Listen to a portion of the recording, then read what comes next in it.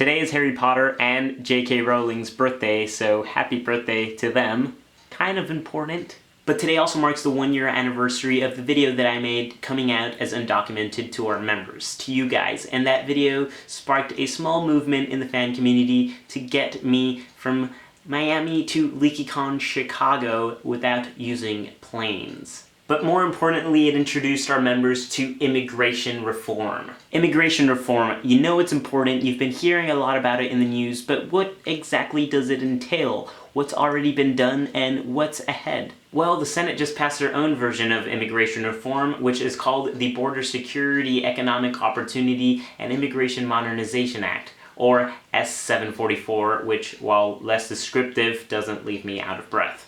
There's a lot of good and a lot of bad in the Senate bill that was passed on June 27th by a vote of 68 to 32. Let's start with the good. Through this bill, 8.5 million currently undocumented immigrants would be able to attain some sort of documentation, and importantly, this bill does include a path to citizenship. While in the temporary status called RPI, which stands for Registered Provisional Immigrant, we will be able to work and travel without the threat of deportation. Farm workers would be on a 5-year path to citizenship, and citizenship will also be expedited for Dreamers and those currently holding some sort of temporary status, such as TPS, which stands for Temporary Protected Status. That status is usually given to those that come to this country because there's some sort of turmoil in their country, be it civil war or perhaps a devastating hurricane. S-744 would also prohibit Immigration and Customs Enforcement, better known as ICE, from making raids of arrests in front of churches, schools, or hospitals. It also places limits on solitary confinement in detention facilities, and this is so important because we really need more regulation in these privately owned detention facilities. Now for the bad. Over 4 million of the over 11 million undocumented immigrants will not be eligible for documentation under this bill. Over $40 billion will be allocated towards the militarization of the US-Mexico border, including over 25,000 new border patrols and the construction of 700 new miles of fencing along the border. This just creates more dangerous situations for immigrants and doesn't even begin to solve the problem that they think they have. Large government-built walls have historically been inept, divisive, and ultimately failures. Not to mention, immigrants aren't only coming in from Mexico.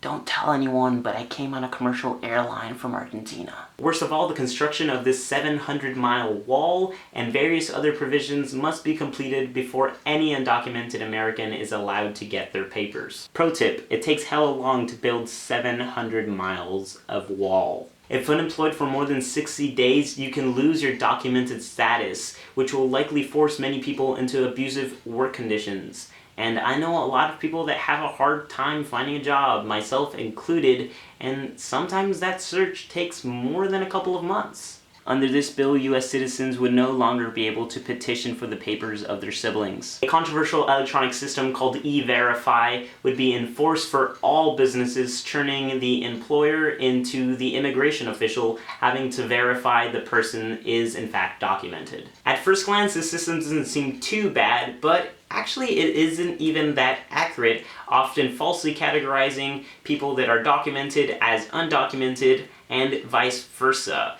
Often these mistakes lead to businesses being fined, and ultimately it also creates antagonisms between the employers and the prospective employees. So it really just doesn't benefit either the businesses or the laborers. As you can see, there is quite a bit of bad, and it is a very complicated bill that encompasses a lot of things. With every civil rights law there comes compromises, but try telling that to the over 4 million people that will be left out of the documentation process while the rest of the country celebrates the victory of immigration reform. Unfortunately, immigration reform is not necessarily coming soon.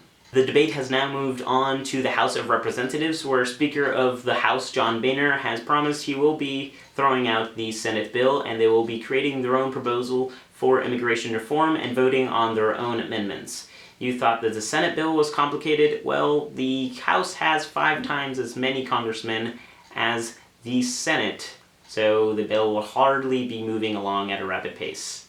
Once a new bill is drafted and the House of Representatives votes on it, if passed, it will move on likely to a conference committee where members of the House of Representatives and members of the Senate will come together to reconcile their two bills into one bill that they can put forth in front of President Obama so that he may sign it, if it is indeed still Obama that is president by the time that happens. If you want more detailed information, I am putting a link in the description to a guide of the Senate bill that basically summarizes the 800 pages of the bill. What the Harry Potter Alliance has been advocating above all else is that our members engage in conversations about immigration, to not shy away from the subject.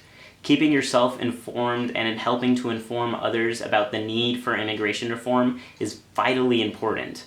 Laws change policy, but people change hearts and minds, and hearts and minds change society. One way that we've been keeping the conversation alive is by starting the campaign Superman is an Immigrant. Our members have been sending us tons of submissions of their stories about immigration and how America is the story of immigration and immigration is the story of America. We are all the American way, and we all have a story of immigration to tell, whether it be the story of how your great-great-grandparents came here decades ago, or how you personally had to come here from another country. I've read all of these submissions so far, but I really want to read your submission. I want to read your story, and it's really just as easy as getting a pen and a paper, or Sharpie and a paper, and just writing your story on it, and taking a picture with it, and sending it to us. There's more information on how to submit in the description. Until next time, guys, stay awesome and stay informed.